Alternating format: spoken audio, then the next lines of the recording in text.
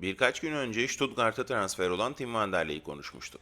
Ancak Valve ilk maçlarında dikkatimi çeken tek forvet o değildi. Üstelik bahsedeceğimiz oyuncu Tim'in önünde oynuyordu. Henüz 21 yaşında. PSV altyapısından yetişti. Bu sezon tüm kulvarlarda 16 gol ve 6 asist üretti. Ama sezon bittiğinde aklımda kalan bunlar olmadı. Çünkü Jesper Jonekken'i izlerken kendimi sürekli aynı soruyu sorarken buldum. Bu oyuncu neden hep doğru yerde?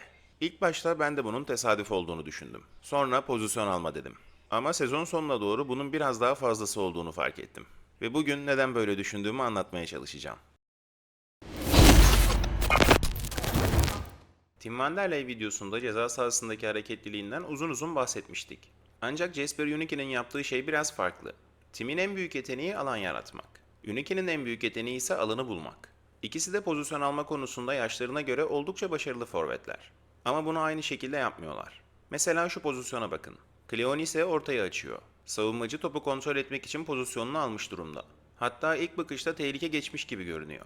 Ancak Unikin top tamamen rakibin kontrolüne geçmeden ayağını araya sokuyor ve pozisyonu gole çeviriyor. Bence bu sezon boyunca onu özel yapan şeylerden biri tam olarak buydu. Bir sonraki pozisyonda da neredeyse aynı şeyi tekrar görüyoruz. Bu kez savunmacı yerden gelen pası rahat şekilde kontrol edecek gibi görünüyor. Ama Unikin yine son anda araya giriyor. Topu rakibinden önce buluyor ve vuruşunu çıkarıyor. Bu iki pozisyon aslında sezon boyunca izlediğim onlarca örneğin özeti gibi. Çünkü Unikin'i sürekli savunmacıların önüne geçerken görüyorsunuz. Bazen ayağını uzatarak, bazen vücudunu araya sokarak. Ama çoğu zaman rakibin topu kontrol etmesini beklemeden hamlesini yaparak. Bu yüzden onun en büyük yeteneğinin bitiricilik olduğunu düşünmüyorum. Bence en büyük yeteneği fırsatın oluşacağı yeri herkesten önce görebilmesi. Savunmacı top onda sanıyor. Ama çok kısa bir süre sonra top Unikin'in önünde kalıyor.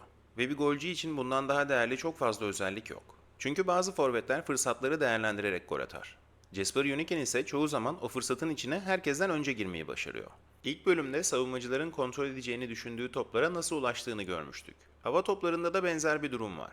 Jesper Joneken'in hava toplarında bu kadar etkili olmasını sadece boyuyla açıklamak kolay olurdu. Sonuçta 1.89 boyunda bir santrafordan bahsediyoruz. Ama onu izledikçe dikkatimi çeken şey boyundan çok hareketliliği oldu. Örneğin şu pozisyona bakın. Top sağ kanada açıldığında Joneken ilk olarak arka direğe doğru hareketleniyor. Savunmacı da onu takip ediyor. Bu noktada orta gelse muhtemelen ikili arka direkte kafa topuna çıkacak.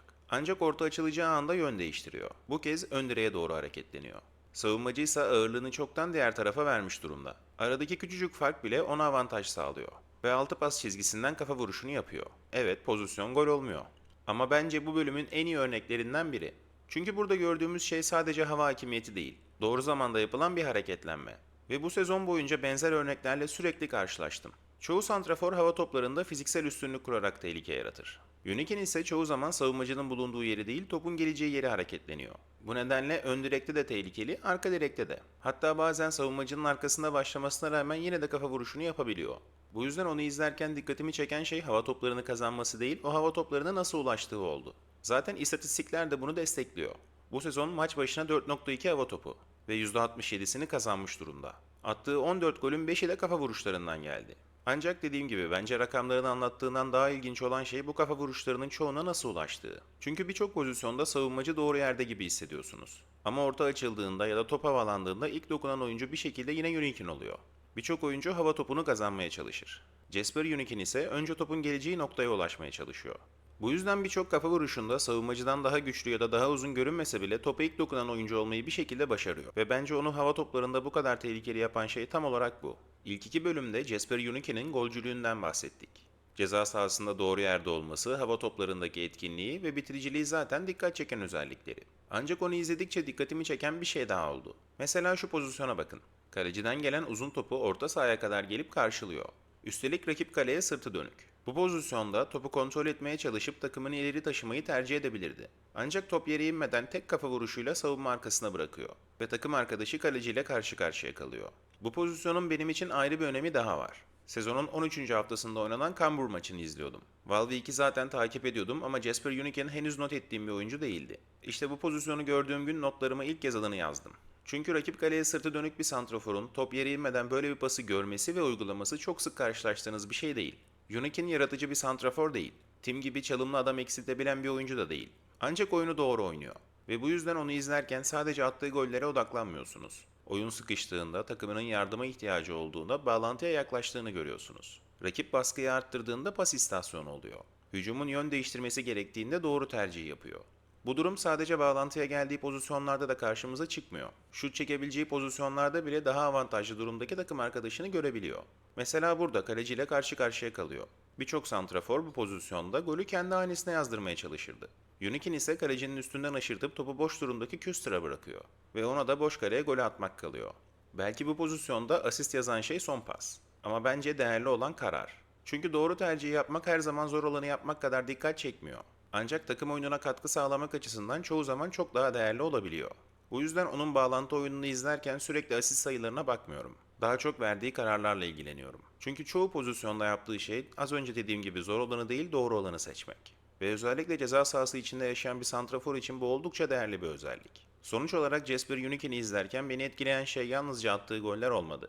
Top ona geldiğinde çoğu zaman doğru kararı vermesi de en az attığı goller kadar dikkatimi çekti. Valvik maçlarını izlerken Jesper Unikin'in savunma tarafında beni etkileyen şey ne kadar sık baskı yaptığı değildi. Baskı yaptığı anları ne kadar doğru seçtiğiydi. Çünkü onu izlediğinizde durmadan rakip stoperlerin peşinde koşan ya da tek başına ön alan presi yapan bir forvet görmüyorsunuz. Ancak baskıya çıktığında genellikle bir amacı olduğunu hissediyorsunuz. Örneğin şu pozisyon.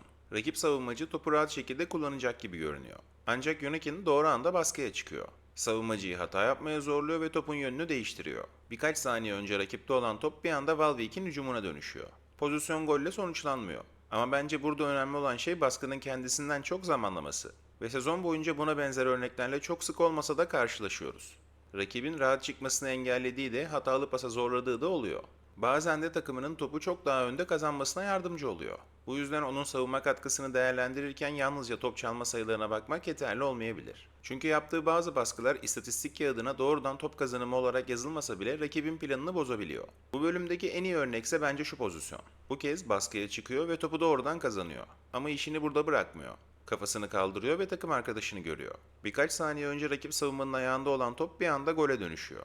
İşte tam olarak bu yüzden Jesper Unikin'in savunma katkısını anlatırken aklıma ilk gelen şey çalışkanlık olmuyor. Daha çok zamanlama oluyor. Şu ana kadar Jesper Unikin'in golcülüğünden oldukça olumlu şekilde bahsettik. Ve açıkçası bundan geri adım atacak değilim.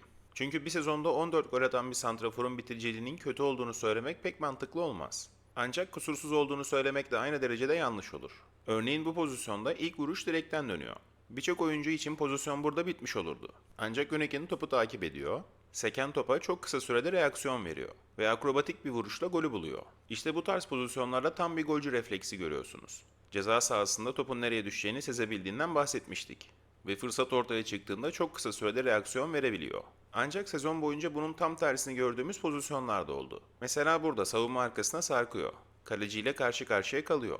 Normalde bu seviyedeki bir santrafordan gol beklediğimiz pozisyonlardan biri. Ancak bu kez bitirişi yapamıyor. Ve aslında sezon boyunca birkaç kez buna benzer fırsatları değerlendiremediğini de görüyoruz. İstatistikler de benzer bir hikaye anlatıyor. Bu sezon ligde 14 gol attı. Gol beklentisi ise 13.15'ti.